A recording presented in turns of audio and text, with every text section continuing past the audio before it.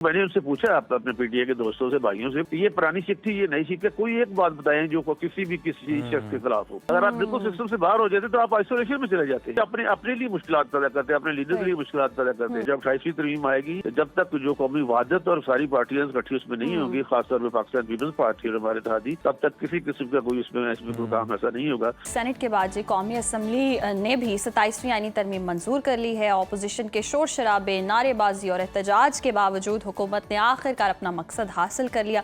लेकिन एक नया मोड़ तब आया जब इस तरमीम में 2 इजाफी शिकें शामिल कर दी गई। पहली ये कि chief justice of supreme court का जो मतलब होगा वो चीफ जस्टिस ऑफ पाकिस्तान, और दूसरा ये कि वफाकी आईनी अदालत भी आइन शिकनी की तौसीक नहीं कर सकेगी।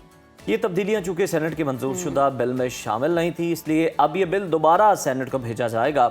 ऑपोजिशन का इल्ज़ाम है कि हुकूमत ने जल्दबाजी में काम किया, इसलिए बिल में कई गलतियां रह गईं। बिलावल भुट्टो जरदारी ने तो अपनी तकरीर में 18वीं तरमीम के मुखालिफिन को सख्त वार्निंग भी दी, जबकि वज़ीर आज़म शहबाज शरीफ ने कहा कि वो पीपल्स पार्टी से मिल बैठ कर 18वीं तरमीम पर बात करने को तैयार। यानी वज़ीर आज़म ने चेयरमैन पीपल्स पार्टी को बावर करवाया कि 18वीं तरमीम में तब्दीलियाँ तो होकर रहेंगी। और इजलास में हमने देखा कि दिलचस्प मनाजिर भी देखने को मिले कि वज़ीर आज़म जो थे नवाज शरीफ ने चौथी बार इजलास में शिरकत की, जबकि तहरीक इंसाफ के अरकान ने उनके सामने बानी पीटीआई की तस्वीर लहरा कर एहतजाज किया। और जब स्पीकर अयाज सादिक ने कहा कि खड़े रहें और जो खड़े रहने वाले होंगे उनका वोट शुमार होगा, तो पीटीआई अरकान फ़ौरन स्पीकर डाइस के सामने बैठ गए। और स्पीकर ने जब मजाक में कहा कि जिन अरकान की उम्र 40 से ज़्यादा है वो बैठे भी वोट दे सकते हैं, लेकिन ऑपोजिशन के तेवर से लग रहा है कि वो आराम से बैठने वाले हैं और इस हवाले से एहतजाज के मूड में लग रहे हैं। तो अब बड़ा सवाल यह है कि 27वीं आईनी तरमीम के पास होने से सियासी दर्जा हरारत ठंडा होगा या सियासत में मजीद गर्मी आएगी। इसी पर बात करने के लिए हमारे साथ मौजूद है सेनेटर खलील ताहिर सिंधु साहब। आपके वक्त का कहिएगा, जिस तरह से हम देख रहे हैं कि 26वीं आईनी तरमीम आई, मंजूर हुई, अब 27वीं आईनी तरमीम आई है और ये मंजूर भी हो चुकी है, तो इत्तेफाक राय के साथ हुई है, क्योंकि जैसे कि बिलावल भुट्टो ने भी कहा, बिलावल भुट्टो की जानिब से भी कहा गया कि ये बिल जो है वो कसरत राय से तो मंजूर हुआ है लेकिन इत्तेफाक राय से नहीं। जी बहुत शुक्रिया सोनो टीवी का और आपका भी। देखिए बिलावल भुट्टो साहब ने बिल्कुल राइटली फरमाया कि जब 18th अमेंडमेंट हुई थी तो जितनी पार्टीज थी सबने सिग्नेचर्स किए थे, इंक्लूडिंग बानी जो है इमरान खान साहब, उन्होंने भी सिग्नेचर्स किए थे। तो इस दफा उन्होंने मतलब सवाए बायकॉट के अलावा और कागज फाड़ने के अलावा हमने उनको दावत दी थी। I am the member of this committee, standing committee on law and justice also.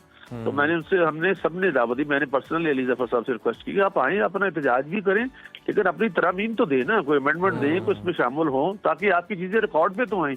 This is not the way. मुझे याद है जी मोहतरमा बेनज़ीर भुट्टो शहीद ने जब 85 का इलेक्शन था तो उन्होंने कहा था मुझसे बहुत बड़ी गलती, मैंने इलेक्शन का बायकॉट किया, मुझे हिस्सा बनना चाहिए था जब मैं 10 सीटें लेती। तो हम चाहते थे, तो ये बिलावल साहब का मतलब ये था कि जो फुली कंसेंसस 100% कंसेंसस जो है वो नहीं उस वक्त हुआ था।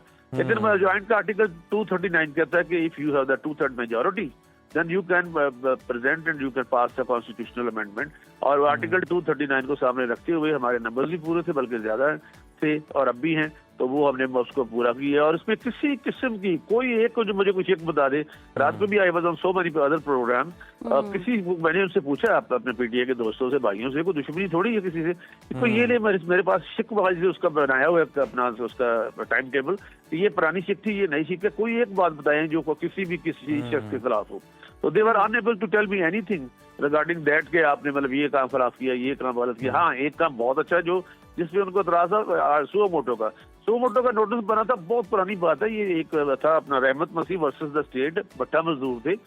तो ये मार्जिनलाइज जो तबके होते हैं उनके लिए होता है कि उनकी जिनकी आवाज नहीं होती, वो कम होती है, उनके लिए फिर उनको एक इख्तियार दिया गया था कि वो सुप्रीम कोर्ट नोटिस ले सकती है।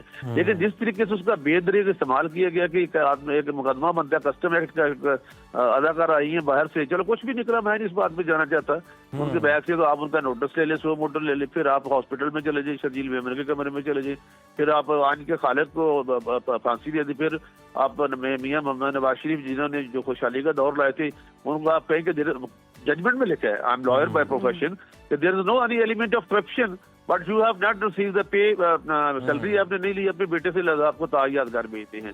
तो सो मोटो का हरगिज ये मतलब नहीं कि आप उसको अपनी ख्वाहिशात के मुताबिक बिल्कुल, इसका हमने देखा है खलील साहब माजी में बड़ा गलत इस्तेमाल किया गया। इससे पहले जो आप बात कर रहे थे, बिलावल भुट्टो ने भी फ्लोर ऑफ द हाउस पर ये बात की कि तहरीक इंसाफ के दोस्तों को आना चाहिए था, अपनी तजावीज़ जो हैं वो लाजमी उन्हें सामने रखनी चाहिए थी कमेटियों के अंदर।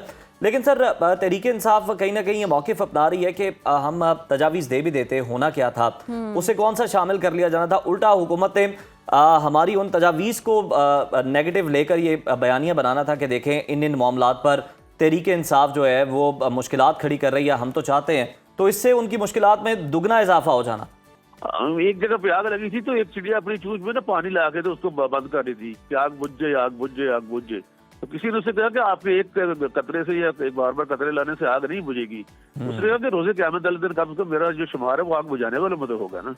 तो इनको कंट्रीब्यूट तो करना चाहिए। देखिए अब ये जो जमहूरी पॉलिटिक्स होती है इसमें हिस्सा लेना बहुत जरूरी होता है। अगर आप सिस्टम से बाहर है, वो कहते हैं मौजा दरिया में बैरूनी दरिया कुछ नहीं, अगर आप बिल्कुल सिस्टम से बाहर हो जाते तो आप आइसोलेशन में चले जाते हैं और बड़ी मुश्किल से, और ये अपने लिए मुश्किल पैदा करते हैं, अपने लीडर के लिए मुश्किल पैदा करते हैं।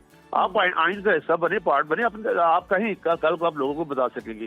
फिर ये अगर जब 27th अमेंडमेंट ने आइन का हिस्सा बना तो उनकी अमेंडमेंट ने साथ शामिल होना था, चाहे मंजूर होती ना होती, तो आने वाली नस्लें देखती कि इन्होंने यही अमेंडमेंट दी थी। तो आप तो हिस्सा ही नहीं बन रहे उसका। तो ये मैं कह रहा हूँ एज ए मतलब बगैर किसी उसके पार्टी एफिलिएशन के मैं कह रहा हूँ, एज ए लॉयर कह रहा हूँ और एज ए लेजिस्लेटर के इनको हिस्सा जरूर बनना चाहिए हर अमल का।